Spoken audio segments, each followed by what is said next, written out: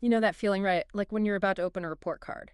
That little bit of anticipation, maybe some dread, wondering what's inside. Yeah, I know exactly what you mean. Well, today we're kind of doing that for a huge name in the sports world, PUMA. That's right. This deep dive, it's all about PUMA's latest preliminary financial results. We're talking Q2 2025. Yeah, a really crucial snapshot. Gives us a sense of how a company this big is, handling these pretty turbulent economic times. Exactly. So our mission today is basically to tear open PUMA's Q2 report card.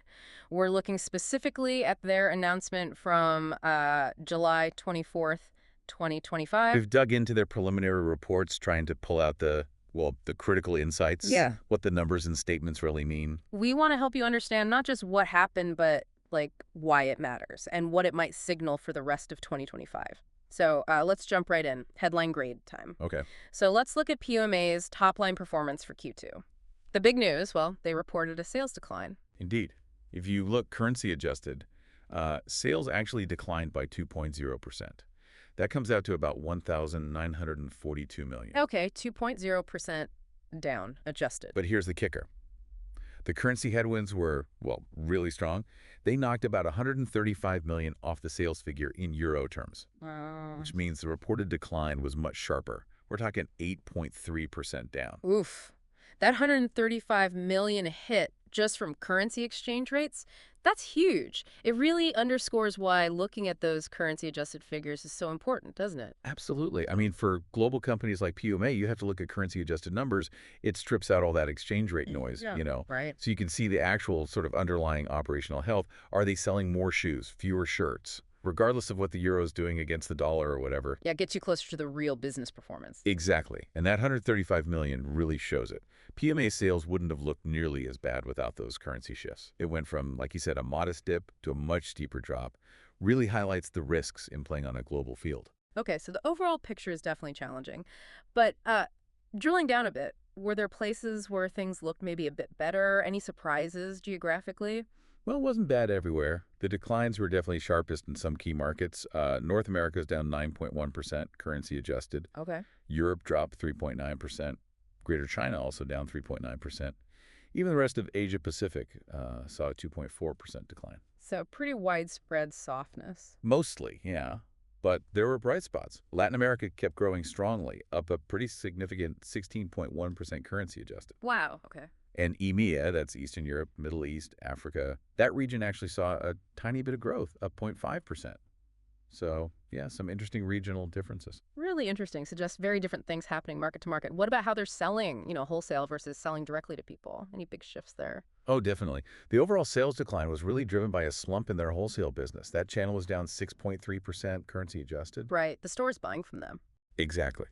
But contrast that with their direct-to-consumer business, DTC, that actually grew pretty robustly, up Yeah. 9.2%. Okay, 9.2% up for DTC. Yeah, and that growth was really pushed by e-commerce, which saw double-digit increases. So it seems like maybe people are still buying PUMA, but they're changing how they buy it, going more direct, more online. That seems to be the trend, yeah. That's a powerful shift, isn't it? Huh. Probably tells us a lot about, changing habits. People wanting convenience, maybe more direct brand connection, or just hunting deals online. Could be all of those things. But, okay, DTC is growing nearly 10%.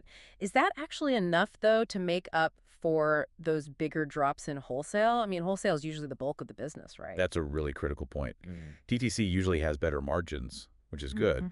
But the sheer volume that goes through wholesale, yeah, a 6% drop there is hard to offset completely with DTC growth, at least in the short term. Right. It's a strategic shift, maybe, but it costs them volume right now. Yeah, exactly. And, looking at the products themselves, footwear actually did okay. It grew by 5.1%, currency adjusted. Ah, so the shoes are still selling. PUMA's footwear sort of carrying the team here, but maybe the hoodies and bags aren't doing so well. That's pretty much it. Was that footwear growth enough to, protect the overall profit picture? Unfortunately, no. That footwear growth, it was more than wiped out by pretty big declines in apparel, down 10.7%, and accessories, which dropped 6.4%. Ouch. Apparel down over 10%. Yeah. And, well, that brings us to profitability, which is where the story gets even tougher. Okay, so the top line sales figures are challenging. We get that. But how did that pressure ripple down? How did it hit PUMA's profitability? Let's talk margins, bottom line. Right, well, the gross profit margin, it slipped, down 70 basis points, landing at 46.1%. And why the slip? What drove that? Uh, Two main things, really. One was increased promotional activity, basically. More discounts needed to move product. Okay, clearing inventory. Exactly. And the other was those unfavorable currency effects, again, hitting their cost of goods this time. So more promotions needed, plus currency squeezing them again. Double whammy. Were there any upsides? Anything pushing back against that pressure? Yes, there were a few things helping. Important to note, they actually saw some relief from sourcing and freight costs, so making and shipping stuff got a bit cheaper. Okay, that's something. And there was also a positive bump from their distribution channel mix, probably reflecting that growing DTC business you mentioned, which usually has better margins than wholesale. Right. But even with those tailwinds, their adjusted EBIT, that's operating profit before interest and taxes, basically shifted dramatically. It went to a loss of $13.2 million, and that's excluding one-time costs. A loss on operations even before extra costs. Wow. Yeah, driven mostly by those softer sales and the lower gross margin we just talked about. And you mentioned one-time costs. The report flags a pretty big number there. What exactly were those? What do they mean? Yeah, they booked a hefty $84.6 million in one-time costs just in Q2. 84 million. Yeah, it includes things like cost for their next level cost efficiency program, restructuring, basically, Okay. and also significant goodwill impairments.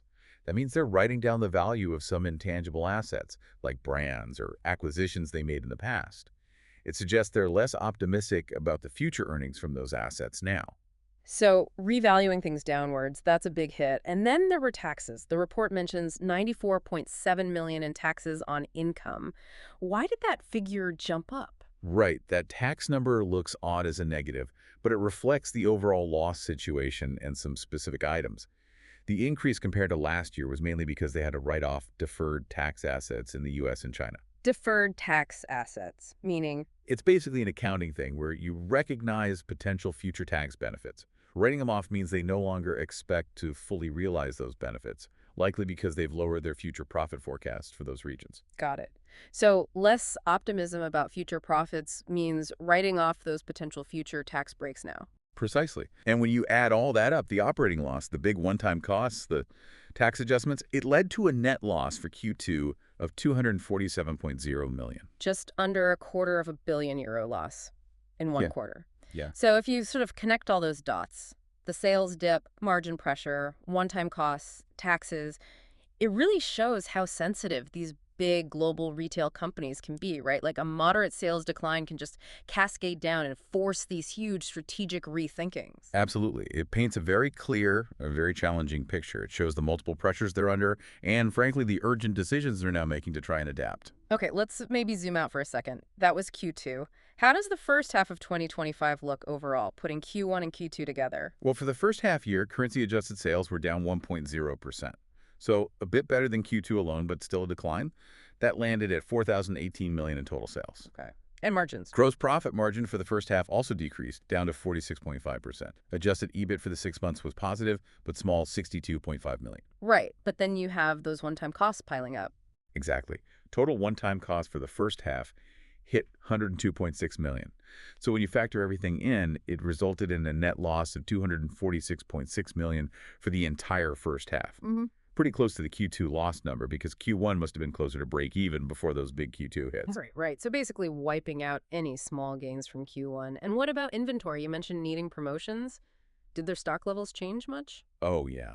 That's another really striking number. Inventory levels jumped significantly, up 9.7% reported, but if you adjust for currency, it's an 18.3% increase. 18% higher inventory. Whoa. Yeah, up to 2,151 million. They mentioned it's mainly due to higher stock levels in key markets. Okay, what does that signal? An 18% jump in stock sitting around? That sounds problematic. It is. For any retail company, inventory levels are like a super critical indicator. A big jump like PMA's usually means sales weren't as strong as they planned, right? Or maybe production just got ahead of demand. Yeah. Either way, it means they have a lot of capital tied up in warehouses, higher storage costs, and crucially, it signals a strong chance they'll need even more promotions and discounts in the coming months to clear that stock. Which hits future margins. Exactly. It can create this kind of downward pressure. So it's definitely a key thing analysts watch. And for PMA, it's, well, It's a red flag they know they need to deal with urgently. Okay, so with those really tough Q2 numbers, the tricky first half, and now this inventory pile up, QMA obviously had to rethink their plans for the rest of 2025. Oh, completely.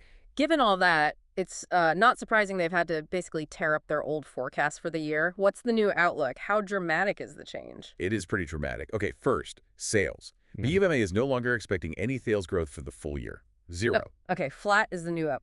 Not even flat. Hmm. But remember, they were guiding for a low to mid-single-digit increase, currency-adjusted.